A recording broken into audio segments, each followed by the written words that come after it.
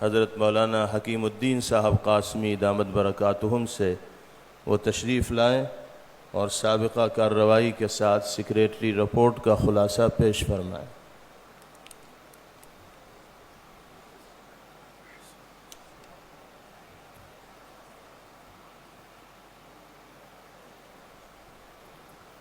بسم اللہ الرحمن الرحیم الحمد للہ رب العالمین والصلاة والسلام علی رسولہ النبی الکریم اما بعد۔ میرے انتہائی قابل قدر بزرگوں، عزیز ساتھیوں، میرے نوجوان دوستوں، آج ہم جہاں بیٹھے ہوئے ہیں 13 جون 1965 کو فدائے ملت امیر الہند حضرت مولانا سید اسد مدنی صاحب رحمۃ اللہ علیہ نے اس جگہ کا اکابر کے ذریعے سے افتتاح فرمایا تھا 1965 13 جون کو۔ اللہ تعالی ہمارے ان حضرات اکابر کی قبروں کو منور فرمائیں اور جن مقاصد کے تحت یہاں جمع ہوئے ہیں اللہ تعالی ہمیں اس میں کامیابی عطا فرمائے۔ میں گزشتہ اجلاس کی کارروائی پیش کرنے کے لیے آپ کی خدمت میں حاضر ہوا ہوں۔ پہلی نشست بتاریخ 10 فروری 2023 بروز جمعہ بعد نماز عصر اجلاس مجلس منتظمہ جمعیت علماء ہند 34واں اجلاس عام صدر جمعیت علماء ہند حضرت مولانا سید محمود اسد مدنی صاحب کی صدارت میں دہلی کے رام لیلا میدان عثمان آباد بیادگار حضرت اقدس مولانا قاری سید محمد عثمان صاحب منصور پوری سابق صدر جمعیت علماء ہند ترکمان گیٹ نئی دہلی میں پرچم کشائی کے ساتھ شروع ہوا۔ پرچم کشائی کے وقت ترانے جمعیت قاری احمد عبداللہ صاحب رسول پوری نے پیش کی۔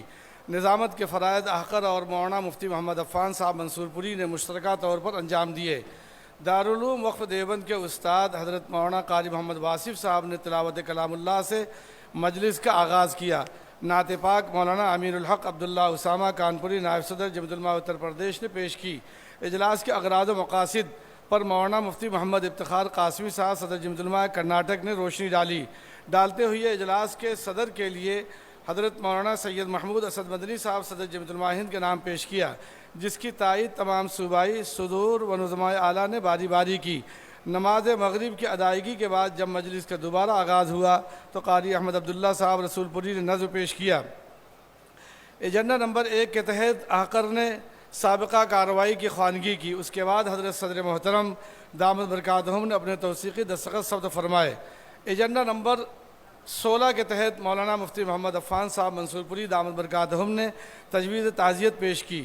اس نشست میں کئی اہم تجاویز بھی پیش ہوئیں، جن میں ایجنڈا نمبر 10 کے تحت انتخاب میں ووٹروں کے اندراج اور شرکت کو یقینی بنانے کے لیے مؤثر اقدامات سے متعلق تجویز مولانا مفتی عبدالسلام صاحب ناظم اعلیٰ جمعیت علماء مغرب بنگال نے پیش کی۔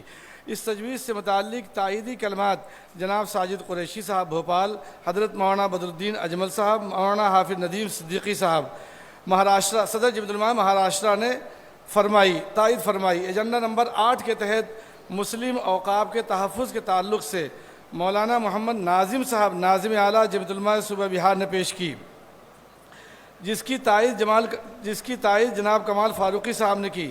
ایجنڈا نمبر 17 کے تحت ماحولیات سے متعلق تجویز مولانا عبدالقدوس صاحب پالنپوری نائب صدر جمعیت علماء گجرات نے پیش کی، جس پر اپنے تاثرات کا اظہار جناب ویس سلطان صاحب نے کیا۔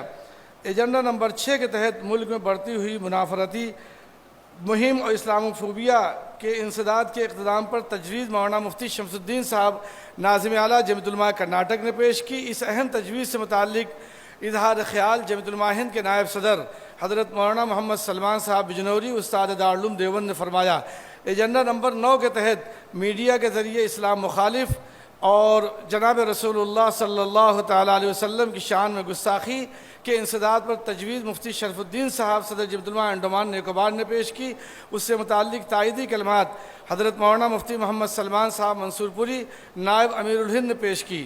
ایجنڈا نمبر 12 کے تحت اسلامی تعلیمات کے سلسلے میں غلط فہمیوں کے ازالے اور ارتدادی سرگرمیوں کے انسداد پر تجویز مولانا مفتی جاوید اقبال کشن گنج صدر جمعیت علماء بہار نے پیش کی۔ اس کی تائید حضرت مولانا رحمت اللہ صاحب کشمیری رکن شورا دارالعلوم دیوبند نے فرمائی۔ اس کے بعد صدر جمعیت علماء ہند کے صدارتی خطاب پیش ہوا۔ اس نشست میں جمعیت علماء ہند کی تاریخ، تجاویز، فیصلوں کی روشنی میں کتاب کا اجرا عمل میں آیا۔ دوسری نشست 11 فروری 2023 صبح 9 بجے کا آغاز جناب قاری محمد فاروق صاحب کی تلاوت کلام پاک سے ہوا۔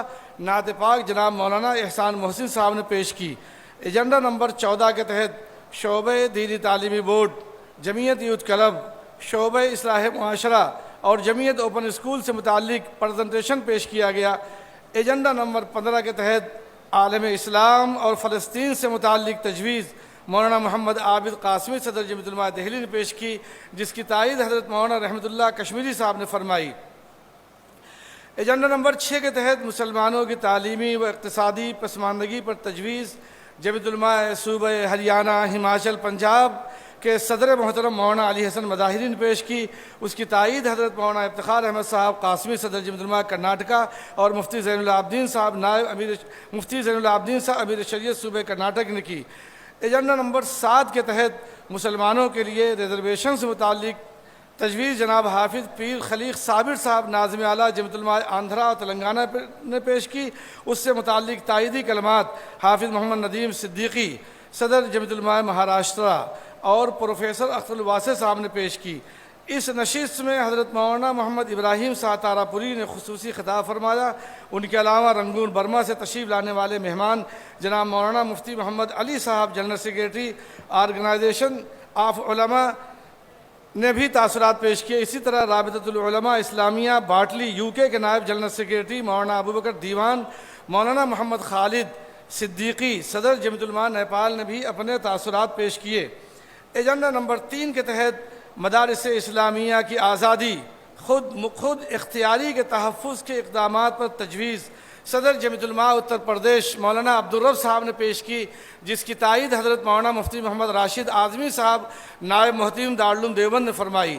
ایجنڈا نمبر 17 کے تحت پسماندہ طبقات سے متعلق تجویز مولانا عبدالمعید قاسمی فتح پوری نے پیش کی، جس کی تائید پروفیسر نثار احمد صاحب انصاری ناظم اعلیٰ جمعیت علماء گجرات نے پیش فرمائی۔ ایجنڈا نمبر 5 کے تحت یکساں سول کوڈ اور دستوری حقوق سے متعلق تجویز مولانا مفتی محمد حذیفہ صاحب نے پیش کی۔ اس کی تائید مولانا صدیق اللہ چودھری صاحب صدر جمعیت علماء مغربی بنگال نے کی۔ ایجنڈا نمبر 17 کے تحت ملک شام اور ترکی میں آئے زلزلے سے متعلق تجویز ناظم عمومی جمعیت علماء ہند نے پیش کی۔ اسی طرح لڑکیوں کے لیے تعلیمی اداروں کے قیام کی تجویز مفتی محمد عفان صاحب منصور پوری نے پیش کی۔ آسام میں جبری انخلاء کے سرکاری رویے کی مذمت اور اس کی بازآباد کاری سے متعلق حافظ بشیر احمد صاحب ناظم اعلیٰ جمعیت علماء آسام نے پیش کی۔